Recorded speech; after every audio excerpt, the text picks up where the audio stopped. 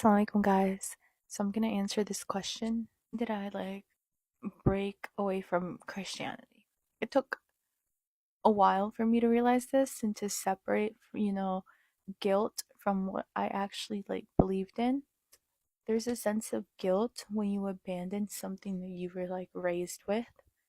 It's normal to feel that way because that's all you've ever known. I felt like there were mistakes. I compared, I removed myself from being Christian, and I literally thought, okay, we have, two books, right? We have the Quran here and we have the Bible here. This one, I've done my research, right? And to me personally, there were too many contradictions. And then I look at Islam, the Quran, and I have yet to find a contradiction. And sure, you're gonna have people that say, oh, the Quran has contradictions too. But you do your research, right?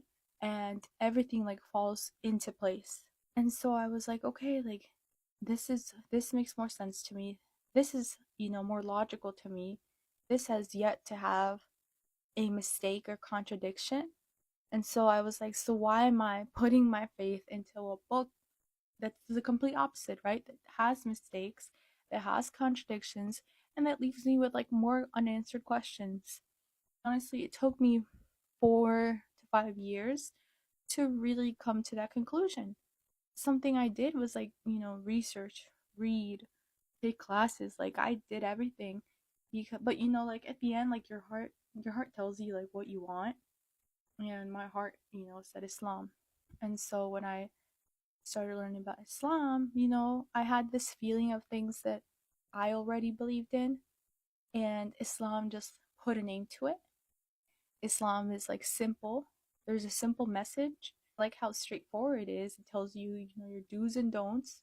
There's a unity in the Quran, that any Quran that you pick up is the same in all parts of the world. There's that unity with Arabic, and I really like that. And sure, there's translations, but by definition, any translation of the Quran, is imperfect. Its truest form is Arabic. So that gave me a sense of relief because, the original form is preserved versus the Bible, right? When there have been numerous, translations and upgrades, right? And I feel like it loses its meaning. And so that's again another reason why I was like, well, this one makes more sense. This one has been preserved. Just knew that, this was for me, that this was the truth. My beloved brothers and sisters, giving dawah to non-Muslims starts with kindness, respect, and good character. When you are gentle, honest, and caring, people become curious about your faith. Many hearts open to Islam, not through arguments, but through the beautiful behavior of a Muslim. Being nice to non-Muslims is part of our religion. A smile, patience, and helping others can speak louder than words.